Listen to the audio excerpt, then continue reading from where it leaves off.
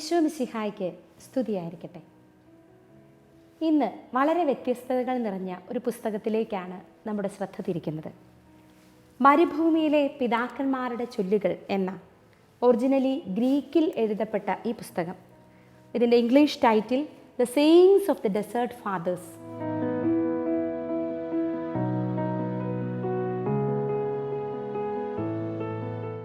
ഈ പുസ്തകത്തിൻ്റെ പ്രത്യേകത, ഇതിൻ്റെ ഒരു സൈഡിൽ മലയാളം ട്രാൻസ്ലേഷൻ നൽകുമ്പോൾ അതിൻ്റെ അടുത്ത സൈഡിൽ ഇംഗ്ലീഷ് ട്രാൻസ്ലേഷനും വളരെ വ്യക്തമായി നൽകിയിട്ടുണ്ട്. അതുകൊണ്ട് ആർക്കും ഇത് വായിക്കാം, ഏത് ലാംഗ്വേജിലുള്ളവർക്കും മനസ്സിലാക്കാൻ സാധിക്കും.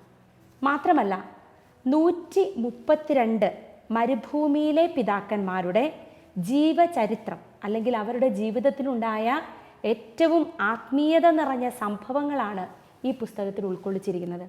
ഇതിനേക്കാൾ റിച്ചായ, സന്യാസത്തെക്കുറിച്ച് ഇത്ര മനോഹരമായി അവതരിപ്പിക്കുന്ന മറ്റൊരു പുസ്തകവും ഇനിയും കിട്ടാനില്ല. കാരണം അത്രമാത്രം ആഴത്തിൽ എങ്ങനെയാണ് സന്യാസം ജീവിക്കേണ്ടതെന്ന് വളരെ വ്യക്തമായി പിതാക്കന്മാർ അവരുടെ ജീവിതാനുഭവങ്ങളിലൂടെ പറയുന്ന പുസ്തകമാണിത്.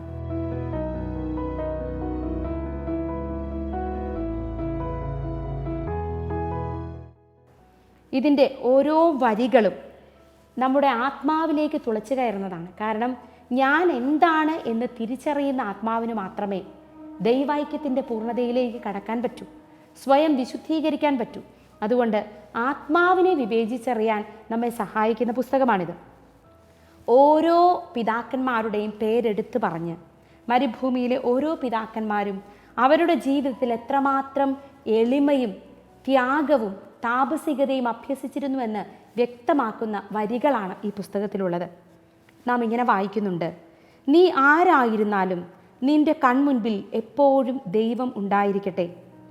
അബ്ബ അന്തോണി അബ്ബ പീമ്മനോട് പറഞ്ഞു, ഇതാണ് ഒരു മനുഷ്യൻ്റെ മഹത്തായ യത്നം. ദൈവ തിരുമുമ്പാകെ എല്ലായ്പ്പോഴും തൻ്റെ സ്വന്തം പാപങ്ങൾക്ക് വേണ്ടി കുറ്റപ്പെടുത്തലുകൾ സ്വീകരിക്കുക എന്നതും തൻ്റെ അവസാന നിമിഷം വരെ പ്രലോഭനം പ്രതീക്ഷിക്കുക എന്നതും. നാം ഒന്ന് ഓർക്കണം, വിശുദ്ധ ജീവിതത്തിൻ്റെ അങ്ങേ അറ്റത്തിലെത്തി ജീവിച്ച ഈ മരുഭൂമിയിലെ പിതാക്കന്മാർ പറയുകയാണ്, ഓരോ നിമിഷവും പ്രലോഭനത്തെ പ്രതീക്ഷിച്ചുകൊണ്ട് ജീവിക്കേണ്ടവരാണ് വിശുദ്ധരെന്ന്. മാത്രമല്ല, സ്വന്തം പാപങ്ങൾക്ക് നേരെ കുറ്റപ്പെടുത്തലുകളോടെ ദൈവ തിരുമുൻപിൽ യാചനാപൂർവം നിൽക്കണം. നാം കേട്ടിട്ടുണ്ട്, വിശുദ്ധരൊക്കെ ഓരോ മണിക്കൂർ ഇടവിട്ട് കുമ്പസാരിക്കുന്നവരൊക്കെ ഉണ്ടായിരുന്നുവെന്ന്.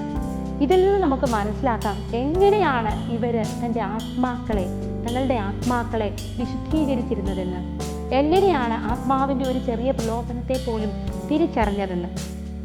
ആഴത്തിൽ ദൈവത്തിലേക്ക് അടുക്കുന്ന ആത്മാവിന് മാത്രമേ ഈ പ്രലോഭനങ്ങളെ തിരിച്ചറിയാനും സ്വന്തം ആത്മാവിനെ വിവേചിച്ചറിയാനും കഴിയുകയുള്ളൂ.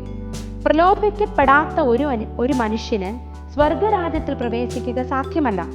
പ്രലോഭനങ്ങൾ എടുത്തു മാറ്റുക ആരും തന്നെ രക്ഷപ്പെടുകയില്ല.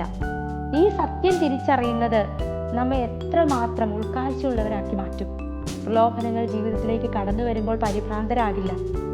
ഈ ഒരു വലിയ സത്യം ഇവിടെ മാത്രമല്ല, എല്ലാ ആത്മീയ പിതാക്കന്മാരുടെയും ജീവിതത്തിൽ നടക്കുന്ന വളരെ മനോഹരമായ ദൈവവും ആത്മാവും എന്നാൽ ലോകത്തിൻ്റെ അരൂപിയും തമ്മിലുള്ള സംഘട്ടനങ്ങൾ വളരെ മനോഹരമായി ഈ ഗ്രന്ഥത്തിൽ അവതരിപ്പിക്കുന്നുണ്ട്.